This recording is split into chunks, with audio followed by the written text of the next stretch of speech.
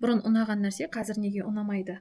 Мен ешқандай да коуч немесе психолог емеспін, жай ғана өзімнің осы өмірдегі тәжірибемен немесе оқығанымен бөліскім келіп отыр. Және наконец-то мен осындай видео жазып жатырмын. Негізі бұл қалыпты құбылыс, себебі уақыт өте келе адамның тәжірибесі, миы, адамның ішкі қалауы өзгеріп отырады екен. Ең бірінші айтар едім, үйреніп кету, яғни адаптация.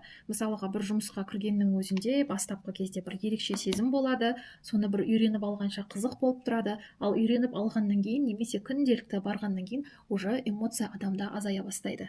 Және айтар едім, идеализацияның жоғалуы, яғни көп нәрсенің шынайы бет бейнесін көруі немесе өзіміздің ожидать еткеніміз басқаша болып шығуы, сондықтан да бұл да әсер етуі әбден мүмкін. Және де адамның өзінің өзгеруі, яғни адамның мақсаты, өмірге деген көзқарасы, өмірге деген көзқарасының құндылықтары өзгеруі мүмкін.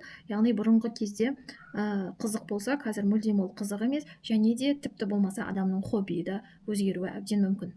Бұл міндетті түрде жаман өзгеріс емес, бұл адамның ішкі өзінің құндылықтарын бағалауы деп білемін. Және де соншама уақыт, жасыңа жас қосылған сайын бір қалыпта тұрып қалғаннан өзің соншалықты ізденісте болып, және де өзіңе неше түрлі армандаған арманыңды орындап, қалаған нәрсеңді жасаған дұрыс деп ойлаймын. Және де бұл мендегі өзімнің алдынан бері ойлап жүрген бір моно подкаст десем де болады. Неге мен бұл жөнінде түсіргім келді, және бұны кейінгі видеода айтатын боламын. Келесі көріскенше, қыздарым.